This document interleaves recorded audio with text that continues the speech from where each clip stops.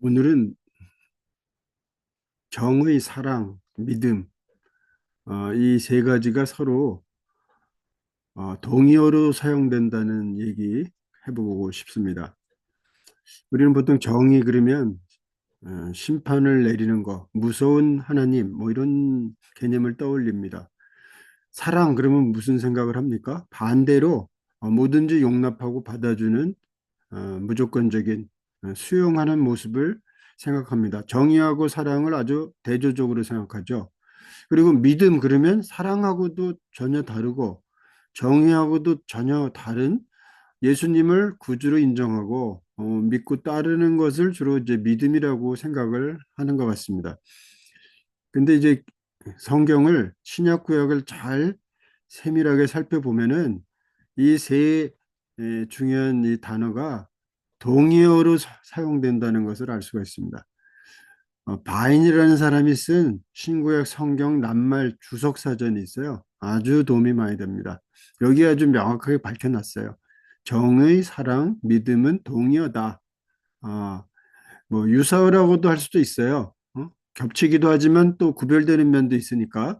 그러나 이 세 단어가 뭐라 그럴까 중언법으로 쓰여가지고 유사한 얘기를 하면서 더 강조하는 그런 의미가 있기 때문에 정의, 사랑, 믿음이 한 가지 하나님의 참된 사랑을 얘기하는 한 가지 어떤 주제를 담고 있다는 그 사실을 모르면 신구약 성경을 읽어도 자꾸 이렇게 좀 나뉘어져서 이 따로따로 개념을 생각하는 것이 사실입니다. 한번 보세요. 여기도 제가 좀 적어놨는데 할롯이라는 그런 히브리어 사전이 있어요. 응? 할롯이라는 사전 아십니까? 히브리어 사전은 기본적으로 게제니우스입니다. 근데 게제니우스 사전이 기본이었는데 히브리어 단어 하나하나까지 용례를 밝혀놓은 할롯이 나온 다음에는 히브리어 사전의 표준이 바뀌었습니다. 할롯으로. 할롯에서는 제다카를 어떻게 정의하느냐. 정의라는 건데요. 제다카는 히브리어로 정의인데 이걸 그 의미를 세 가지로 밝혀놨어요.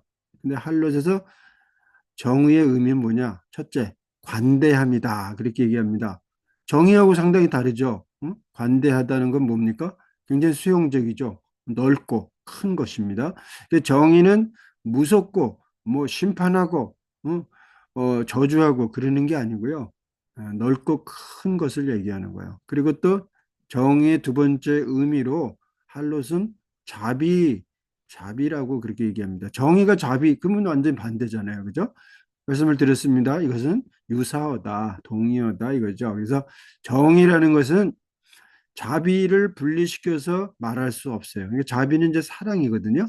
이렇게 표현했죠. mercy 그랬지만 이걸 love 이렇게 얘기할 수 있어요. 그리고 정의라는 것은 또 아주 구체적으로 표현이 돼야 돼. 사랑 너무 애매하잖아요. 뭐가 사랑입니까? 좋아하면 사랑입니까? 그렇게 얘기하지 않고 물질적으로 구체적으로 이웃을 돕는 것을 정의라 그래요.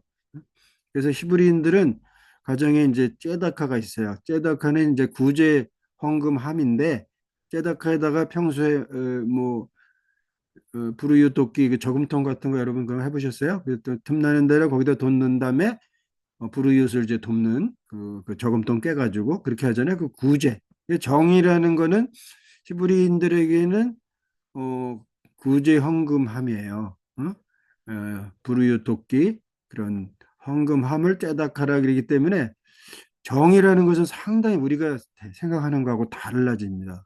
이게 시브리적인 정의의 개념이에요. 시브리적이라 그랬습니다만 이게 성경의 개념인 것이죠.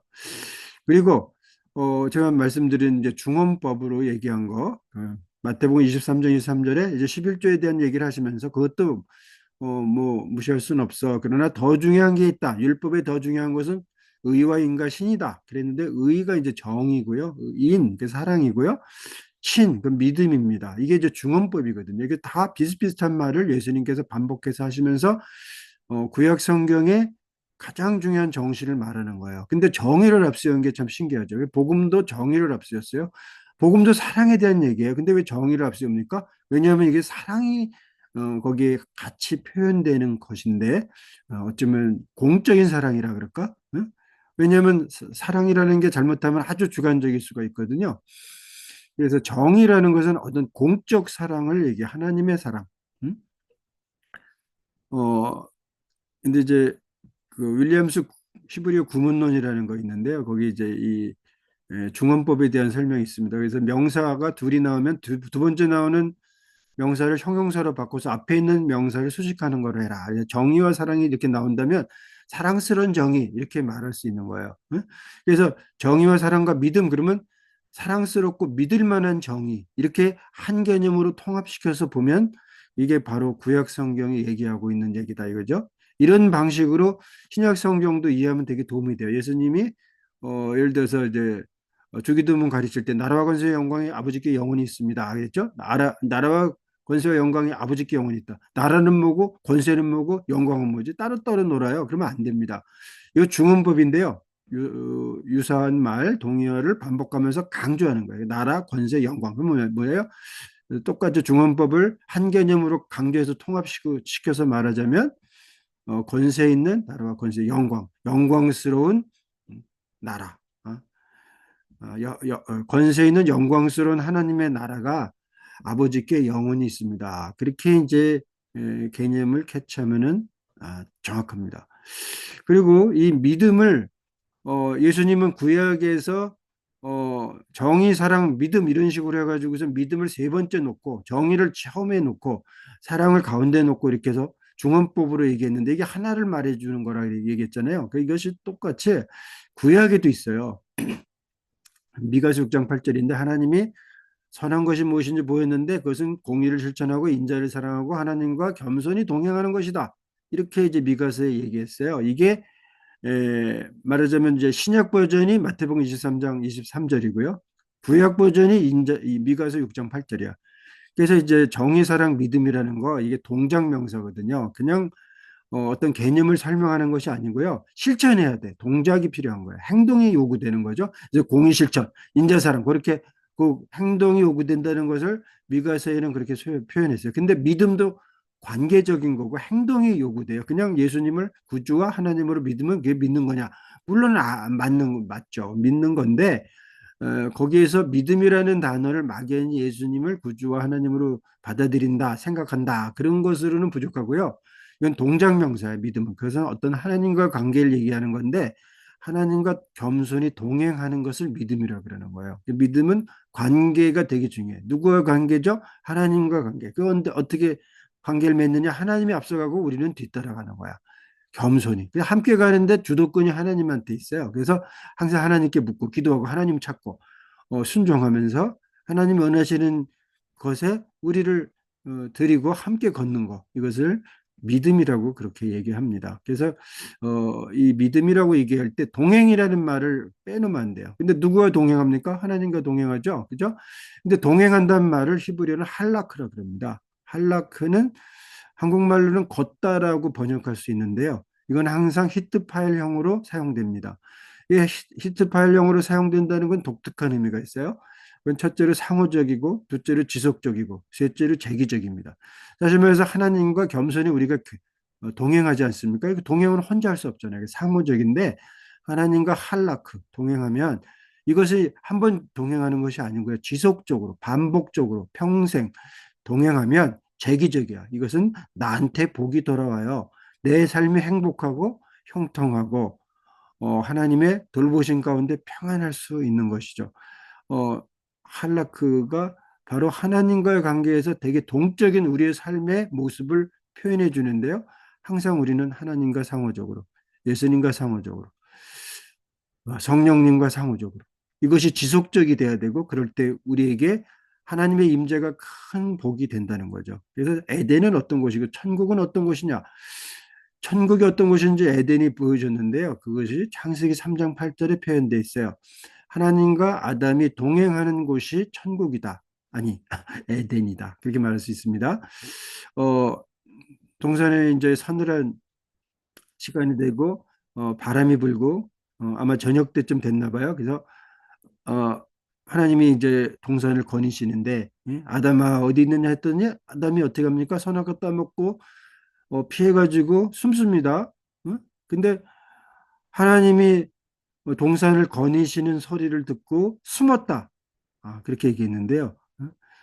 에덴 동산은 어떤 곳이냐? 하나님과 아담이 함께 동행하는, 함께 걷는 곳이었다는 거죠. 응? 그래서 하나님이 동산을 거니신다 그럴 때 그 할라크를 썼는데 그 혼자 걸으면 안 되고 아담하고 함께 걸어야 되는데 선악과를 먹고 나서 아담은 하나님과 함께 걷지 않았어요. 응? 그러니까 죄라는 건 뭐냐? 하나님과 함께 걷지 않고 혼자 걷는 거. 그러면 하나님의 지원을 받지 못할 수가 있죠. 물론 그렇다고 우리를 버리시는 건 아니지만 결국에는 하나님과 동행하지 못할 때 이게 이제 믿음에서 떠나는 거고요. 아담이 이제 하나님과 동행할 때 겸손히 동행할 때 이게 믿음 생활 잘하고 그때 복을 받아가지고 천국을 경험할 수 있는데 그 하나님과의 동행이 끊어지니까 어떻게 됩니까? 에덴에서의 삶이 이제 마감하고 참 엉겅퀴와 어, 가시가 많은 참 어떻게 말하면 에덴 동편에서 고난의 그런 세상살이를 어, 하게 되는 것이죠. 근데 아담이 타락한 이후에는 모든 인류가 타락해서 하나님과 동행하는 것은 이제 불가능합니까? 아닙니다. 많은 하나님의 사람은 하나님과 동행하면서 지속적으로 큰 복을 받으면서 살았습니다. 특별한 사람을 우리 떠올릴 수 있어요. 에녹이죠. 에녹은 300년간 하나님과 동행했습니다. 그래서 하나님이 얼마나 귀하게 여기셨는지 에녹을 데려가셨다 그랬어요. 근데 하나님과 에녹이 동행했다. 그것을 영어 성경 보면 성서공회가 번역한 미국 성서공회가 번역한 Contemporary English 버전이 있는데요. 거기 보면 Enoch truly loved God 이렇게 해놨어요. 그럼 뭡니까? 에녹이 하나님을 진실로 사랑했다. 이게 뭐예요? 동행했다는 걸 이렇게 바꿨거든요. 보세요. 믿음이 겸손한 하나님과의 동행이라 그랬죠. 근데 그 동행은 또 사랑이에요. 진실한 사랑이에요. 이게 무슨 얘기냐면 사랑하는 사람과 함께 있게 돼 있어요. 그래서 우리는 사랑하는 사람과 함께 있으면 좋습니다. 평안하고 만족합니다. 하나님이 에녹이 하나님을 사랑하니까 에녹이 하나님과 함께 있었던 것이죠. 에녹은 만족하고 행복했습니다. 하나님도 에녹을 좋아하셔서 함께 하시기 위해서 일찍 부르셨습니다. 이 하나님의 이제 세 가지 속성이라 그럴 수 있는데 또 율법의 가장 중요한 메시지. 신약에서도 똑같아요. 신약에서 복음은 정의라 그랬지만 그건 사랑이고요. 복음은 정의라 그랬지만 정의의 복음이라 그랬지만 그것은 사실 믿음을 얘기하는 거예요. 그래서 믿음으로 우리가 구원받는다. 그랬지만 그것은 하나님의 사랑으로 구원받는 것이고요. 하나님의 사랑을 할 때 신앙생활을 바로 할 수 있습니다. 그래서 정의, 사랑, 믿음은 동작명사인데 하나님과 관계에서 정의 그 자체가 긍휼을 베풀고 넓고 관대하게 이건 하나님의 성품이거든요. 그럼 하나님을 닮아서 살 때 그게 정의예요. 하나님의 기준, 하나님의 성품대로 살 때 그게 정의로운 거예요. 그건 사랑으로 사는 거예요. 그렇게 그 하나님의 사랑을 알고 하나님과 겸손히 동행하는 것을 믿음이라 그럽니다.